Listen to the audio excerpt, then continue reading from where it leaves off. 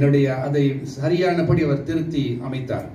So starting sometimes is the most difficult thing for a writer. ஆகவே ஒரு எழுத்தாளருக்கு ஆரம்பிப்பது சற்று கடினமான காரியமா இருக்கலாம். Even when I am preparing a talk, starting is the most difficult. ஒரு செய்தியை ஆயத்தம் செய்வது கூட ஆரம்பிப்பது சற்று கடினமாகவே இருக்கிறது. I tend to delay.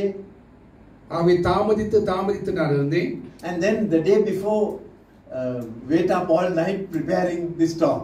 ஆகவே என்றைக்கு பிரசங்கம் கொடுக்க வேணுமோ அதுக்கு முதல் நாள் இரவு அதிகமான நேரத்தை செலவிட்டேன். So my first popular book was called Leadership Lifestyle. ஆகவே மிகவும் பிரசித்தமான ஒரு புத்தகம் தலைமைத்துவ வாழ்க்கை நடை என்கிற தலைப்பிலே. Our staff asked me to write something on discipling.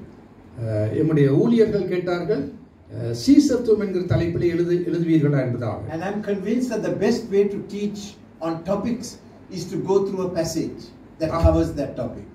ஆகவே நான் நினைத்தேன் சரியான முறை ஒரு தலைப்புக்கு கீழாக ஒரு வேத பகுதியை நான் எடுத்து அந்த தலைப்புக்கு கீழாக பேச வேண்டும் என்பதாக. And in 1976, just before coming back to Sri Lanka for my studies, I spent several months poring over 1 and 2 Timothy and Titus. ஆகவே 1976 வருஷத்தில் மீண்டும் ஸ்ரீலங்காவுக்கு வரும் பொழுது அநேக மணித்தியாலங்களை நான் செலவழித்தேன் 1 தீமோத்தேயு 2 தீமோத்தேயு புத்தகத்திலே. Paul was giving instructions to a young leader, so I wanted to get those instructions. ஆகவே பவுல் ஒரு இளம் தலைவனுக்கு அறிவுரைகளை கொடுத்து கொண்டிருக்கிறார். ஆகவே அதிலிருந்து நானும் கற்றுக்கொள்ள விரும்பினேன். So I thought I'll write a book on 1 Timothy. ஆகவே 1 தீமோத்தேயு நிருபத்தை அடிப்படையாக கொண்டு நான் எழுதலாம் என்பதாக யோசித்தேன்.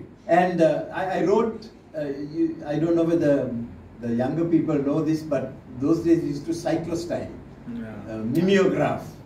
அந்த காலத்திலே உங்களுக்கு தெரியுமோ தெரியாது இந்த சைக்ளோஸ்டைல் என்கிற முறையிலே அச்சடிப்போம். So I had this book on 1 Timothy that I had cyclostyle. ஆக 1 தீமோத்தேயு புத்தகத்தில் இருந்த அந்த எழுத்தாக்கம் சைக்ளோஸ்டைல் மூலமாக வெளிவந்தது. I went for a conference in Amsterdam and I had a friend and I gave a copy to him. நான் ஆம்ஸ்டர்டாமுக்கு போன காலத்திலே என்னுடைய சிநேகிதனுக்கு இப்படியாக அச்சடித்த ஒரு நூலை கொடுத்தேன். It was the most unattractive book. மிகவும் அவ்வளவு பார்ப்பதற்கு அவ்வளவு அலங்காரமான நூல் அல்ல. A4 size paper, pages. A4 size பேப்பரிலே அச்சடிக்கப்பட்ட பக்கங்கள். And he gave it to a publisher, Tyndale House. அவர் அதை டிண்டேல் ஹவுஸ் என்கிற அந்த பப்ளிஷருக்கு அதை கொடுத்தார். And they thought we'd like to publish this. அவர்கள் நினைத்தார்கள் இதை நாங்கள் பப்ளிஷ் பண்ண விரும்புகிறோம் என்பதாக. And that book came out in 1985. ஆக அந்த புத்தகம் 1985 வருடத்திலே வெளிவந்தது. So along many years came before I fulfilled the vision of being a writer. ஆகவே நான் ஒரு எழுத்தாளராக நான் வரப்போவதற்கு முன்பதாக அநேக வருஷங்கள் எடுத்தது.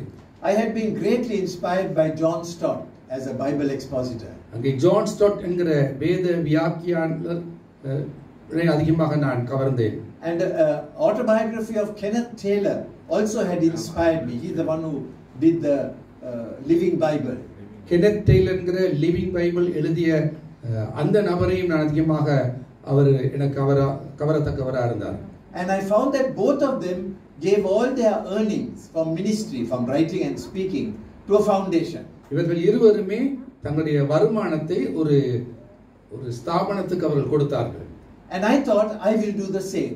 நானும் அப்படியாக செய்வேன் என்பதாக நினைத்தேன். So I sent it to everything in the name of Youth for Christ.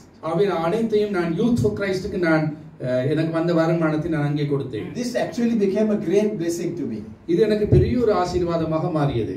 Because I had to get their permission to write a book.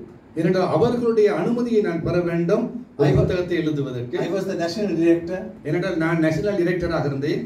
And because I got their permission and because all the money was going to Youth for Christ, I didn't have to feel guilty about not doing my job and writing. I'm writing instead of doing my job properly. ஆகவே நான் அங்கே ஒரு பொறுப்பாளியாக இருந்தபடியினாலே அவருடைய அனுமதியை பெற்று நான் செய்ய வேண்டியிருந்தபடியினாலே நான் எந்த விதமான குற்ற உணர்வும் அற்றவனாக புத்தகங்களை எழுதி அதன் மூலமாக வர வருமானத்தை நான் யூத் ஃபார் கிரைஸ்ட்க்கு நான் கொடுத்தேன். Youth for Christ on their part looked after me.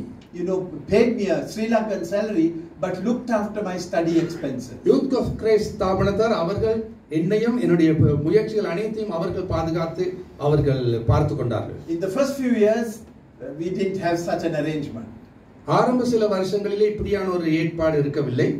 And I inherited the land and I sold that land and put the money in the bank. எனக்கு ஒரு நில காணி துண்டு ஒன்று கிடைத்தது, அதை நான் விற்று இந்த ஊழியத்துக்காக நான் கொடுத்தேன். So for a few years I would take money from that account for my books.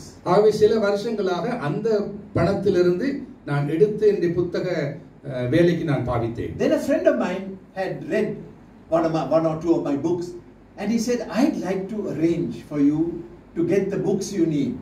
ஆகவே இந்த சிநேகிதர் ஒருவர் என்னுடைய ஒரு புத்தகங்களை வாசித்து அவர் கூறினார், நீ இந்த புத்தகங்களை அச்சிடுவதற்கு நான் உதவி செய்கிறேன் என்பதாக. Ever since then they have provided, this foundation has provided me with the books I need for my study. அவை அன்றிலிருந்து என்னுடைய புத்தக ஊழியத்துக்காக அந்த ஃபவுண்டேஷன் எனக்கு உதவி செய்தது. But it all comes through Youth for Christ. The foundation pays to Youth for Christ and Youth for Christ buys me the books. அது எல்லா உதவிகளும் யூத் ஃபார் கிரைஸ்ட் கூடாகவே எனக்கு வந்து சேர்ந்தது. So this connection with Youth for Christ in my writing has been a great help. ஆகவே youth for Christ கூடாக இருந்த இந்த தொடர்பானது எனக்கு பெரிய ஒரு உதவியாக இருந்தது. They pray for me. அவர்கள் எனக்கு ஜெபித்தார்கள். Sometimes I have a crisis where I don't know how to respond and I ask my friends, my Youth for Christ friends, what can I do? Two of them are here, Austin and Amber. சில நேரங்களிலே சில சிக்கல்களுக்கு நான் முகம் கொடுக்கும் வேளையிலே எப்படி அதுக்கு பிரதிபலிப்பது, எப்படி பதிலளிப்பது என்பதாக தெரியாமல் இருந்தேன்.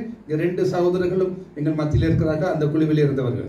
I remember once I was writing something controversial and I thought, if I write this book I lose a lot of readers. சில முரண்பாடு சம்பந்தமான முரண்பாடுள்ள ஒரு தலைப்பிலே நான் எழுதினேன். அப்பொழுது இது எத்தனை வரவேற்பை பெறுமோ என்பதான ஒரு கேள்வியும் எனக்கு இருந்தது. So I discussed this with some of my colleagues. ஆகவே என்னுடைய சிநேகிதர்களோடு கூட இதை குறித்து நான் சம்பாஷித்தேன்.